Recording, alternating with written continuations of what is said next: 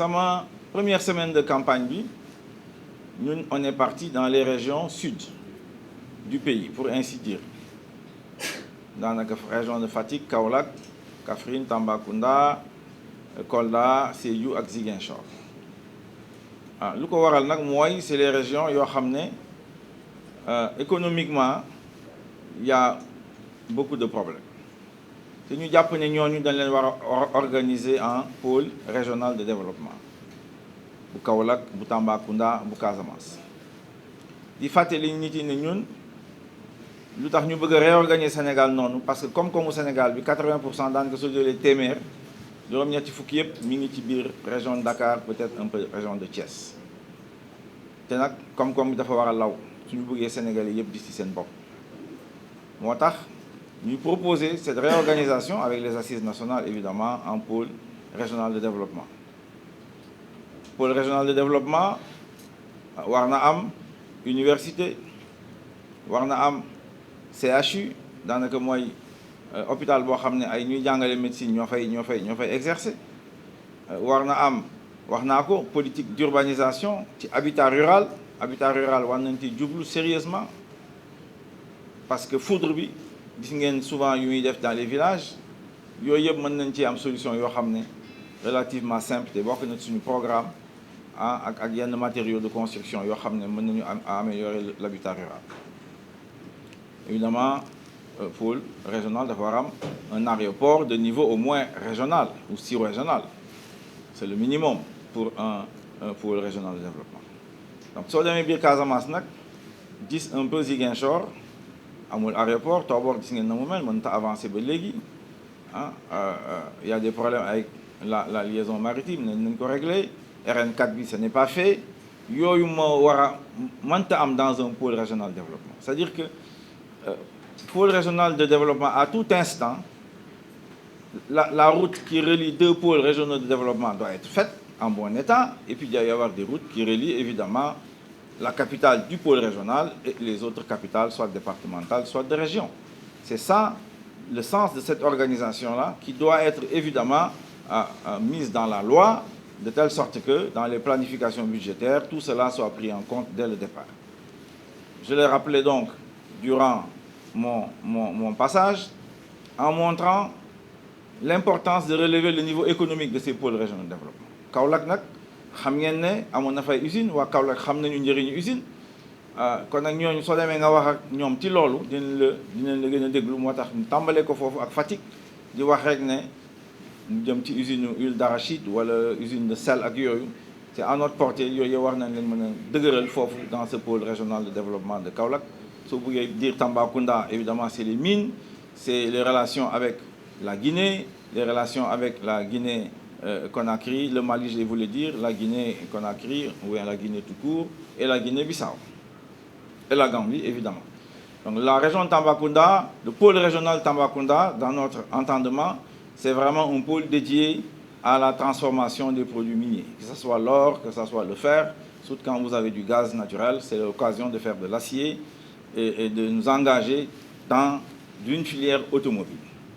Le Sénégal doit être capable de construire des voitures aux normes, électriques ou solaires, en tout cas des voitures capables donc de satisfaire les besoins des populations, notamment dans le transport de 7 places.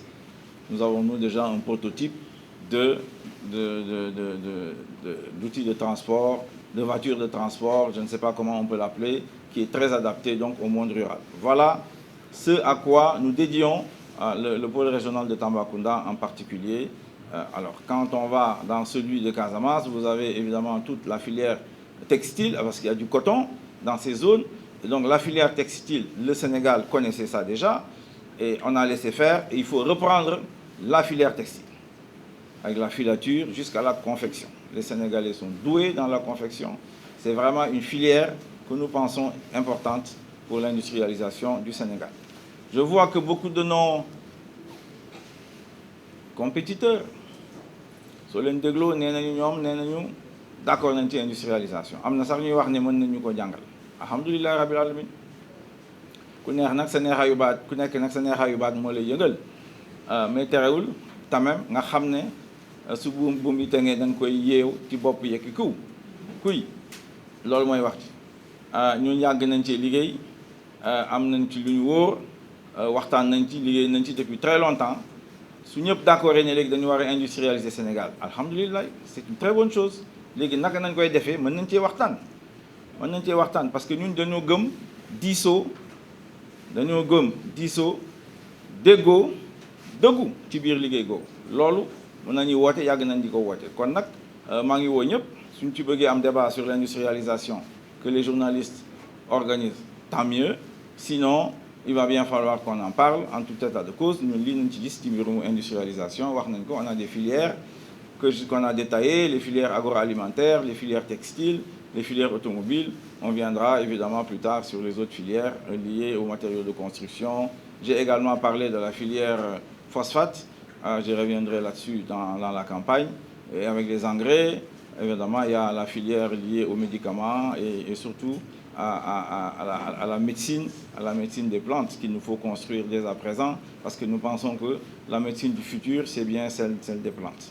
Donc, le Sénégal doit s'engager tout de suite dans cette direction. On a également parlé, j'ai entendu parler de monnaie. Ñu ciy wax ça va un peu dans tous les sens.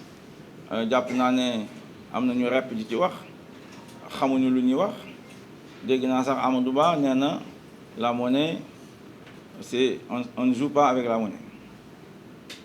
Il a raison. Mais on ne joue pas aussi avec le foncier.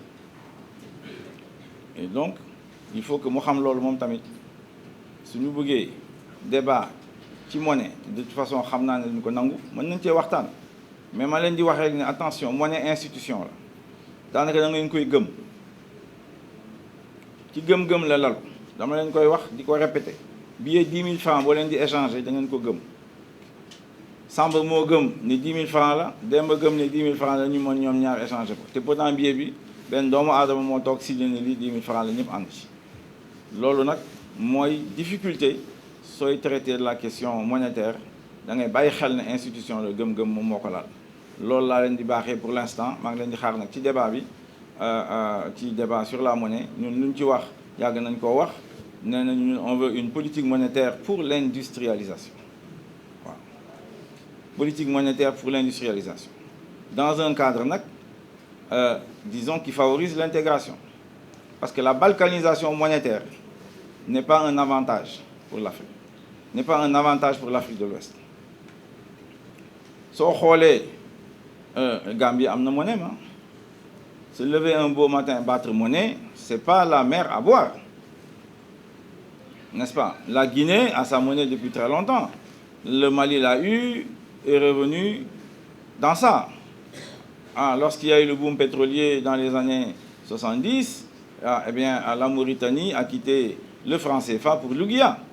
Donc loolu jafewul mais lan la ñuy wut ci monnaie ñun en tout cas suñu wàllu bopp fu ñu toll nii aujourd'hui nee nañu ak expérience buñ ci am te homme politique laaj dafa war a am expérience buñ ci am sukkandiku ci suñu métier mooy ne monnaie bu ñu soxla c'est pour avoir une politique monétaire muy favoriser industrialisation parce que industrialisation c'est la seule voie, il n'y en a pas d'autre pour que xale yi mën a am liggéey.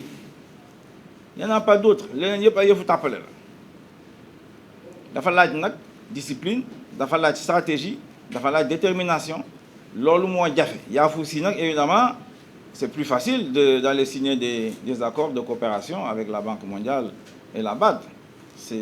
Les Sénégalais savent faire, les jeunes économistes sénégalais ont appris les méthodes ou les modèles de la banque et du fonds, peuvent discuter avec eux. Mais on l'a fait. On sait faire ça très bien. Depuis 2012, pour ne prendre que cette période, on a fait ça. Et ce que ça a donné, c'est que sur 100 Sénégalais qui veulent du travail, 10 rek nañu mën a am liggéey. Foo dem loolu lay joytu. Dans le sud fu ma jaar ñu am lu ñuy def ñu ngi ci Jakarta yi wala ñu ngi ci commerce bi ñu ngi ci ambulant yi ay gësala lëj kese partout c'est la même chose. Donc ça veut dire que ça ne marche pas. Donc si ça ne marche pas, vous ne devez pas continuer dans la même direction. Et c'est la direction que nous propose Amadou Ba de Benno Bokk Yaakaar. mënta nekk. Il faut changer de direction. il faut une rupture responsable nag laa wax nga xam fan ngay teg sa tànk nga xam yan mooy sa priorité ci loolu la ñuy woo Sénégalais yi loolu moo nekk suñu thème de campagne ci loolu lañ nekk